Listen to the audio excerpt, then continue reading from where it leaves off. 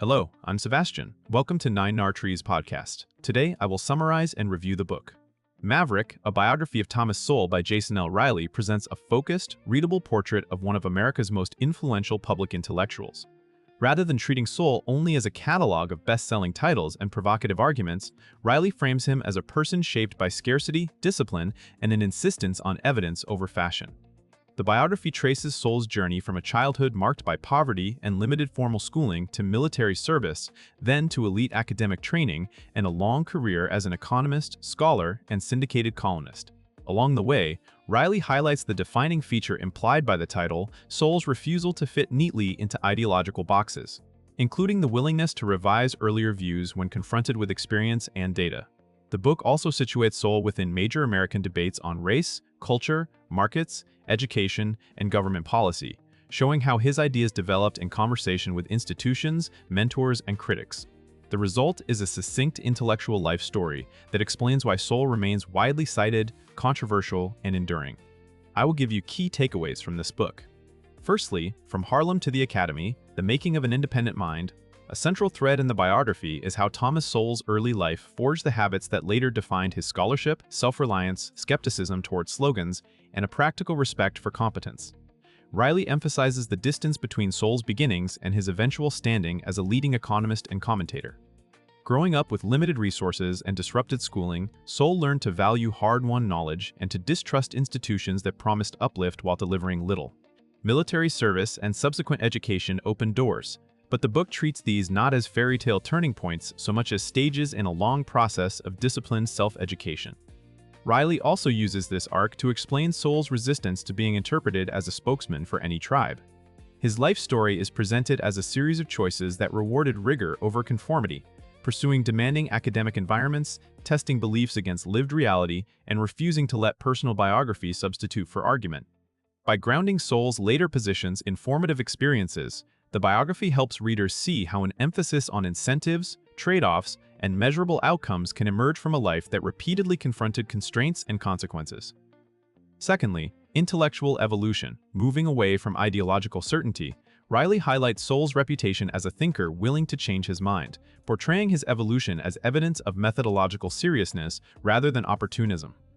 The biography outlines how Sowell's early political outlook, shaped by the moral urgency of the era and the appeal of broad systemic explanations, gradually shifted as he confronted the complexities of policy design and real-world results.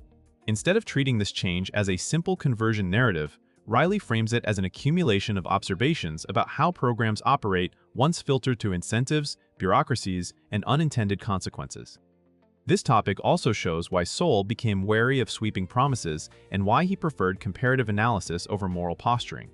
Riley underscores the role of academic training and exposure to different schools of thought in sharpening Sowell's emphasis on empirical grounding. The book positions Sowell's mature stance as less about ideological labels and more about a consistent approach: ask what works, for whom, at what cost, and compare to which alternatives. For readers, this part of the biography functions like a lesson in intellectual hygiene, demonstrating how a commitment to evidence can push someone away from fashionable orthodoxies on both the left and the right. Thirdly, economics as a way of seeing trade-offs, incentives, and reality. A major emphasis in Riley's account is that Sowell's influence comes not only from his conclusions, but from his way of thinking. The biography explains how Sowell popularized core economic reasoning for general audiences, insisting that many public disputes are ultimately about trade-offs rather than intentions. Riley presents Sowell as someone who repeatedly redirects attention from stated goals to operating mechanisms, how incentives shape behavior, how constraints limit options, and how policies can create secondary effects that overwhelm their original aims. This approach becomes a unifying theme across Sowell's work in economic history, public finance, labor markets, and social policy commentary. Riley also shows how Sowell's style, clear and combative when necessary, served an educational purpose, pushing readers to ask comparative questions instead of settling for rhetoric. The biography treats this as part of Sowell's Maverick status because it challenges a common preference for moral narratives that do not require measurement. By focusing on economics as a lens rather than a narrow technical field, Riley helps readers understand why Sowell's arguments resonate beyond academia, and why supporters see him as a corrective to naive policymaking while critics see him as an uncompromising skeptic of ambitious reforms. Fourthly, race, culture, and social policy, controversy, and analytical frameworks. Riley addresses the domain in which Sowell is most debated, questions of race, inequality, and the impact of government interventions.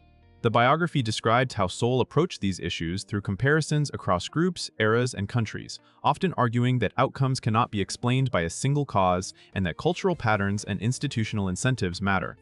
Riley portrays Sowell as challenging prevailing narratives by asking what evidence supports a claim, what baseline is being used, and whether alternative explanations have been ruled out. This stance brought Sowell both notoriety and a large audience, especially when he criticized policies he believed produced dependency, reduced skill formation, or intensified social conflict. The book also treats Sowell's work on race as part of a broader preoccupation with how ideas can harden into dogma, making certain questions taboo and insulating programs from evaluation. Riley does not present the biography as a verdict on every contested point. Instead, he emphasizes how Sowell framed disputes, look for measurable effects, compare across cases, and distinguish compassion from competence.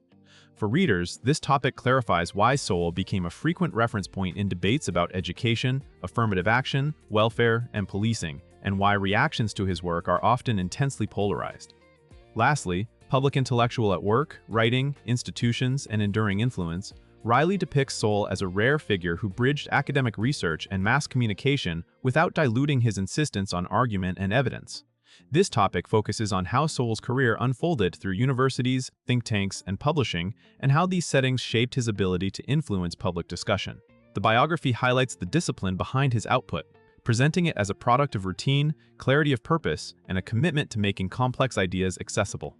Riley also explores Sowell's role as a contrarian within intellectual life, often more interested in dismantling weak reasoning than in cultivating alliances. That posture, paired with a direct prose style, helped him reach readers who felt alienated by jargon or by politicized discourse. At the same time, it made him a target for critics who questioned his interpretations or worried about how his arguments would be used in policy battles. Riley frames Sowell's durability as stemming from two factors: a consistent analytical method and a willingness to address subjects others avoid. The biography suggests that even when readers disagree with Sowell, engaging his work can sharpen their thinking, because it forces confrontation with trade-offs, evidence standards, and the gap between intention and outcome. In conclusion, this book is best suited for readers who want to understand Thomas Sowell as a whole person and as a public thinker, students exploring political economy, professionals interested in policy, and general readers who have heard his name but never grasped how his worldview formed. It will also appeal to anyone curious about how an intellectual can move across ideological lines while remaining anchored to a consistent method of reasoning. The practical benefit is less about adopting every conclusion and more about adopting better habits, weighing trade-offs, questioning narratives that rely on intention alone, and demanding comparisons rather than isolated anecdotes. Riley's biography can improve a reader's life by modeling how disciplined work, self-education, and intellectual humility can coexist with strong convictions. Compared with similar books that either canonize Sowell or reduce him to a set of controversies, this biography offers a balanced route into his development, connecting biography, ideas, and public debate without drowning the reader in technical economics. It is worth buying because it functions as both an introduction to Sowell's major themes and a guide to why his arguments continue to shape conversations about markets, culture, and government. Readers finish with clearer context for evaluating Sowell and for thinking more rigorously themselves.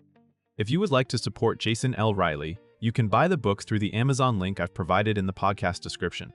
After reading the book, please let me know what you think and share your thoughts. See you around.